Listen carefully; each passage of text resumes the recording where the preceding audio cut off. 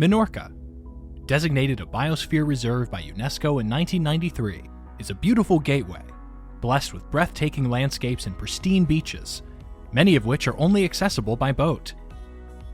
Hello, this is Navisyo, and in today's video we'll talk about giving you a little travel guide on the beautiful island of Mallorca. If you want to learn more, please keep watching, and don't forget to subscribe and enable notifications to be notified of every upload.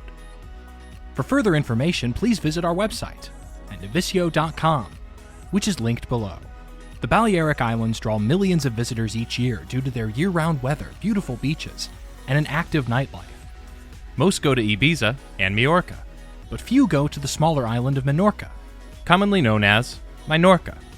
Minorca, despite being small by Balearic standards, may be circumnavigated in a short time if you hire a sailboat or a motorboat in Minorca.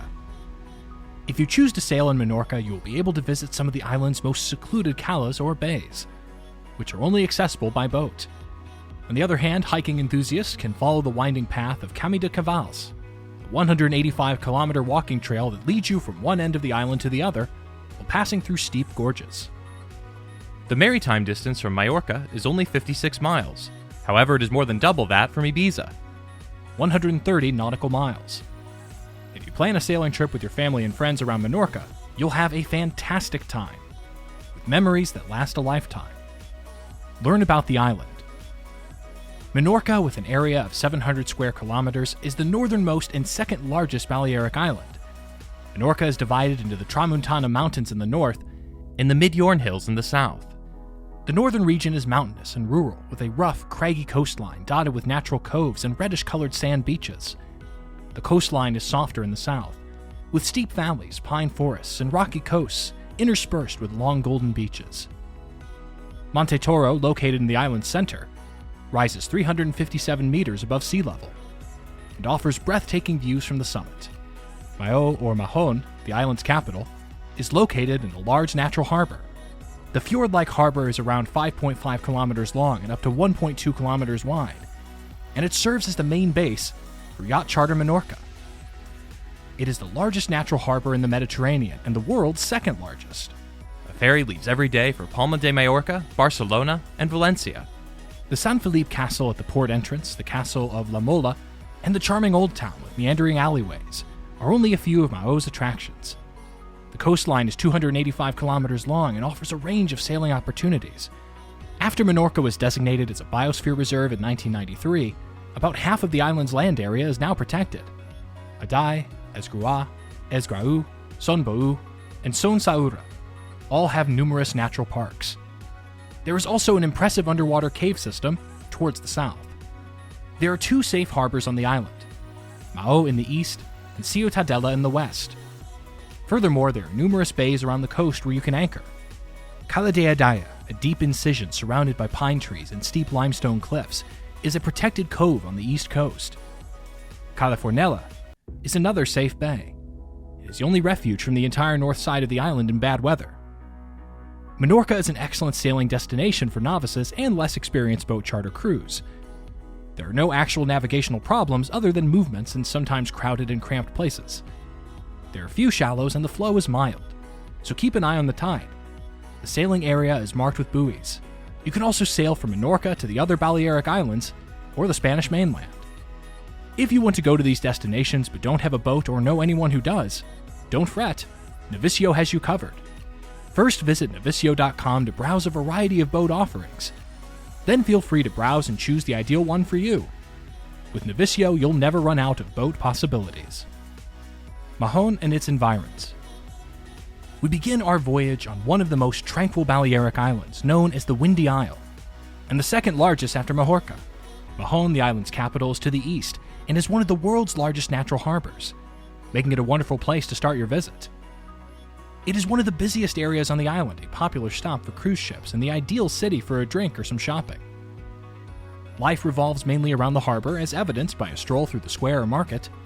Highlights include the San Roque Bridge, and the Santa Maria Church, and the Minorca Museum. In addition, the historical military structures such as La Mola Fortress and Mariboro Fort should not be missed. The fortress is a one-of-a-kind memorial to the island's turbulent history over the years, and a great example of the British and Spanish Empire's influences. You will also appreciate the stunning views of the sea. While sailing away, you will pass Isla del Rey, which is home to one of the world's oldest military hospitals.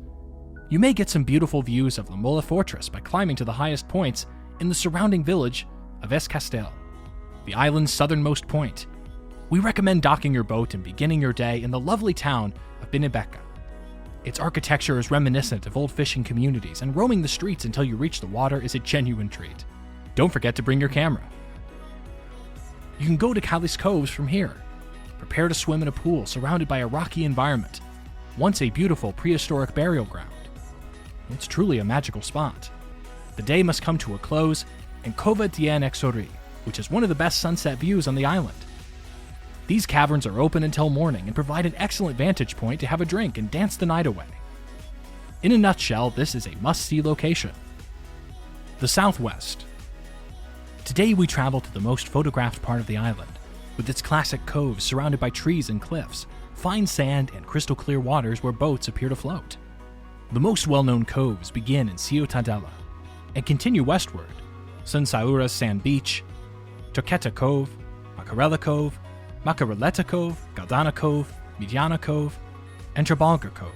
Cap de Trux and the area around the lighthouse are also excellent places to end the day.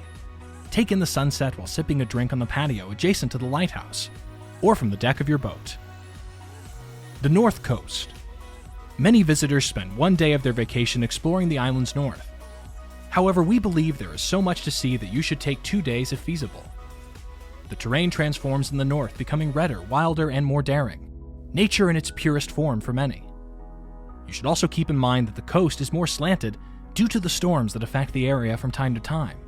If you start in the northwest, Punta Nati, with its antique lighthouse, is a suitable starting place. Following that, you can visit the stunning beaches of Cala Pilar and Alguerens.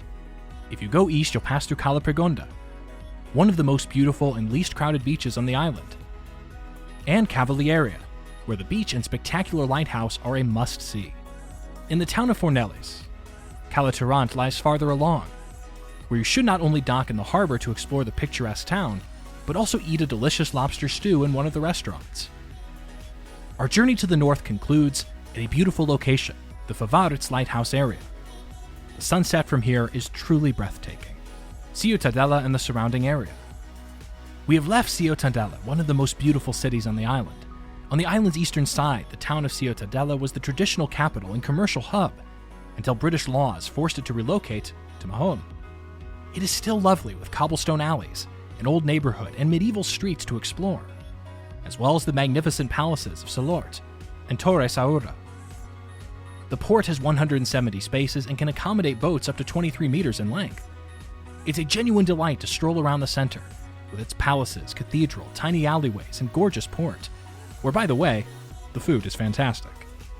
Check out the view position behind the town hall.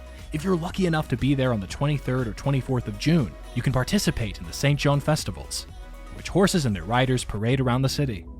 Depending on the sort of boat you've picked for your vacation and the pace it can reach, you could spend the entire day sailing from Mahón to Ciutadella. We should also not forget the inland area, which has many exciting places to visit if you hire a car or a scooter in addition to a boat.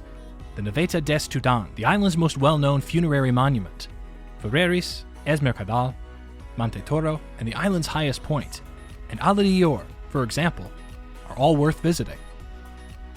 The climate in Minorca. Minorca is blessed with nearly year-round sunshine. Summer breezes make Minorca suitable for sailing. Tramontana, a strong north wind blowing off the mountains that can make sailing difficult, is an exception. Temperatures in the summer can exceed 40 degrees Celsius, though they typically vary between 25 and 35 degrees. That brings us to the end of our little travel guide to the beautiful island of Minorca.